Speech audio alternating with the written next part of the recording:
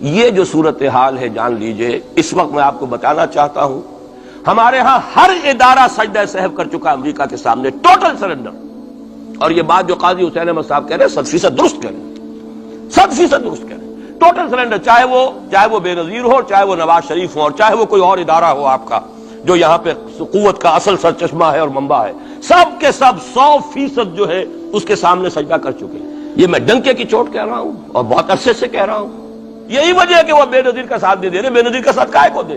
اگر نواز شریف ان سے بڑھ کر، ہم بھی ہیں دربار کے، اگر یہ کہنے کے لیے وہ ان سے بڑھ کر تیار ہو تو اسے کیا ضرورت پڑی ہے؟ اس کی کوئی رشتہ داری ہے بے نظیر کے ساتھ یا کسی اور کے ساتھ؟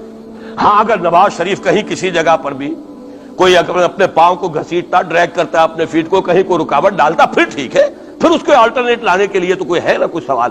لیکن جب وہ ان سے بڑھ کر نیاز مند ہوں، ان سے زیادہ بڑھ کر سجدہ کرنے کو تیار ہوں، ان سے بڑھ کر کہیں ہم شریعت کورٹ ہی کو اٹھا کے پھینک دیں گے اگر سود کا معاملہ جو ہے شریعت کورٹ کے حوالے سے ہمارے لیے مصیبت بنا، سود تو دیں گے، چلے گا، لائیے، خدا کے لیے لائیے، پیسہ لے کے آئیے، ہمارے ملک میں آئیے، پیسہ لگائیے۔ اور یہ سود وود کا یہ کوئی مولوی لوگ ہیں پاگل جو کہتے ہیں کہ یہ کوئی حرام ہے، اور کوئی پاگل ہمارے شاید وہ کورٹ والے بیٹھے ہوئے تھے جنہوں نے اسے کہہ دیا کہ بینک انٹرسٹ بھی جو ہے ربا ہے۔ باقی آپ ہم سے کوئی ڈر نہ رکھیے، میرے اسلام کو اب قصہ ماضی سمجھو، ہنس کے وہ مس بولی کہ پھر مجھ کو بھی راضی سمجھو۔ سیدھی سیدھی بات ہے، جھگڑا تو اسلام سے، تمہارے سے تو نہیں، نہ بے نظیر سے جھگڑا ہے اور نہ نواز شریف سے جھگڑا ہے، جھگڑا اسلام سے۔ اور باقی دنیا میں جن پر سہارا تھا، جن پہ تکیہ تھا، وہی پتے ہوا دینے لگے۔ وہ تو بالکل امریکہ کی پالیسی معلوم ہوتی ہے کہ ہمیں تو ہاتھ پاؤں باندھ کر جیسے ہندو کے سامنے ڈال دیا جائے۔ کبھی وہ ٹیررسٹ اسٹیٹ قرار دینے کی دھمکی آ جاتی ہے، فیلرز کی شکل میں آ جاتی ہے۔ یہ فیلرز دیے جاتے ہیں اس لیے تاکہ بات پہنچ جائے۔ اگر صرف بات اس طریقے سے انڈائریکٹلی پہنچنے سے مطلوبہ مقصد حاصل ہو جائے تو خام خواہ براہ راست کہنے کی ضرورت کیا ہے؟ اور ہمارا اب ساتھی ہے کون؟ اللہ پر تو نہ یقین، نہ اس سے ہمارا تعلق، جو معاملہ نہ دارت سخن آشنا نہ باشد۔ اللہ سے تعلق کیا ہے ہمارا؟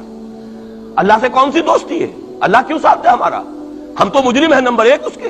اور نہ معلوم کب سے میں یہاں ان مسجدوں کے اندر بھی اور اپنی تقریروں میں وارن کرتا رہا ہوں کہ کیا وہاں ہو رہا ہے، لیکن ہمارے تو کان پر جوں نہیں ریگتی۔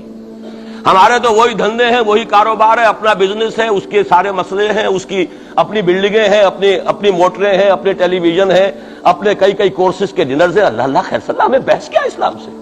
اس حوالے سے بہت برا وقت آ رہا ہے۔ جو ہمارا حال ہے وہ تو ہونا ہی تھا۔ یہ ملک بنا اسلام کے نام پر، اس کا استحکام ہو سکتا تھا تو صرف اسلام کی بنیاد پر ہو سکتا تھا، اسلام سے غداری کی۔